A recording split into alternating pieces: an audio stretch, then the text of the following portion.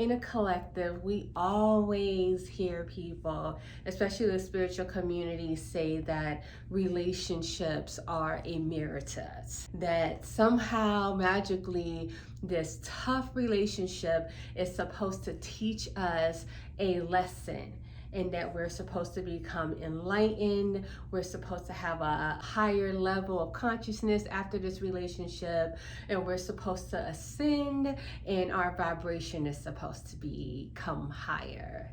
But I feel like the information that is missing is the how to, the blueprint to really transmuting energy, like trauma bonds, narcissistic relationships, soul ties, but not only with intimate relationships, but friendships as well.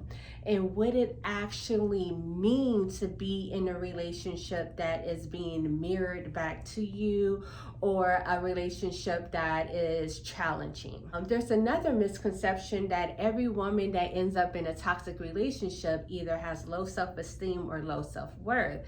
I feel like there's very intelligent women out there that find themselves in toxic relationship cycles and are emotionally broken down to the point where they lose their self-worth or their self-confidence.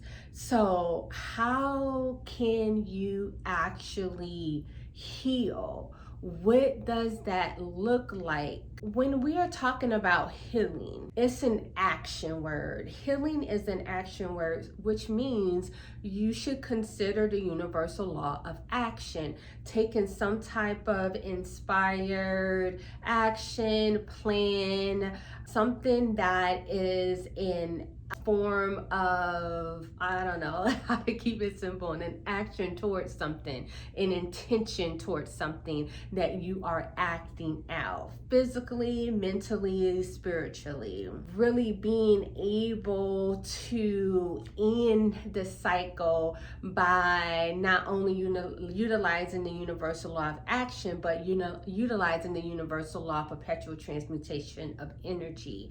And what does that look like? I think for most people, they think that healing is being able to go through a difficult situation and end it, and not maybe feeling those emotions again, or not necessarily being triggered by it. And that is true to a point, but healing is actually being able to see things from a different perspective. And with all the healing that I have done over the years in the inner child work and the shadow work, I realized through all of my healing that was in like a relationship dynamic, the actual different perspective that I came to was the me.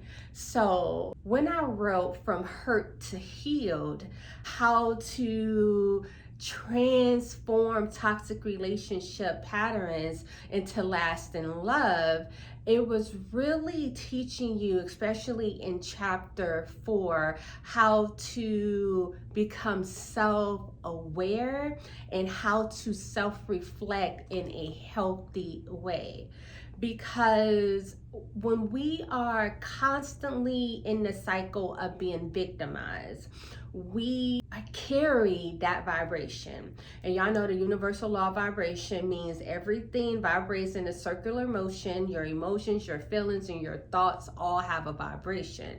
So if you're constantly thinking or experiencing hurt, pain from other people, you embody that. So most likely, subconsciously, that is the pattern that is being repeated in your life. So in order to step out of that pattern, self-awareness needs to happen. It's those difficult questions that you should always consider asking yourself. Why am I attracting the same type of people? who am I energetically? What am I getting out of this toxic relationship?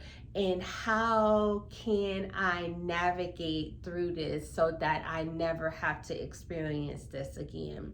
And also the self-reflection, being able to say, I saw the red flags, I saw the signs, I did this, I participated in my own torture, I participated in this toxic relationship, I stayed too long. How can I overcome low self-esteem, low self-worth, low self-confidence so that I can build myself up, use discernment, trust my intuition, and manifest better? Be mindful that these toxic relationship cycles don't only come in like intimate partnerships, they also come with friendships as well. So when we're self-reflecting, you analyze all the relationships around you, family members as well, friends,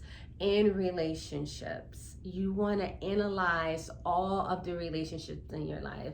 I always tell my clients, do the 5 people challenge. Are they loving, supportive, and giving? Are the people in your life loving, supportive, and giving? And if not, if you find yourself in a relationship dynamic where you're giving, there's something wrong there with you, not them. So really, to end toxic relationship cycles, the self-reflection needs to happen.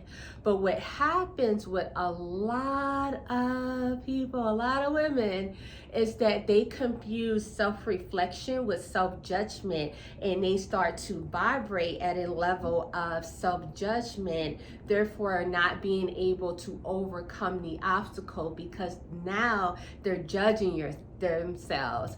Why am I this? Why can't I do this? Why can't I find a mate that loves me? Why I always find friends who are jealous of me? Why people always backstab me? And they start to vibrate emotionally, mentally, spiritually on the level of self-judgment. Therefore, they re-enter back into the cycle of toxic relationship patterns, and most likely they end up trauma bonding with narcissists, toxic, unhealthy relationships, female friends who are secretly competitive with them, family members who are overly critical, analyze them, and they don't know how to come out of it without revisiting the self-reflection in a healthy way.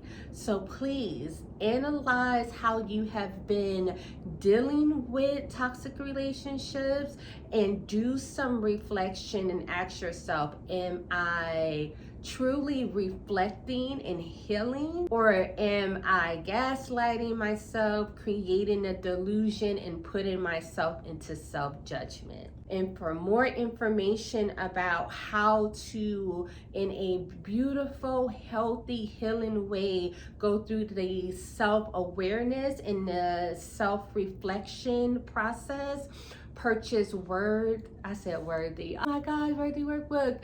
Purchase From Hurt to Healed, and it is located in chapter 4. So maybe some of you need to also purchase my first book, Worthy Workbook, in order to navigate how to come out of a toxic relationship cycle as well. From Hurt to Heal definitely give you tools and techniques and information that is not really talked about a lot in the collective about how to end toxic relationship cycles for good and manifest more love in your life, more self-love, and people who actually love you. Because there's no way to manifest love. I don't care what nobody's saying. There's no way to manifest love if you cannot love yourself. All right, I love you guys.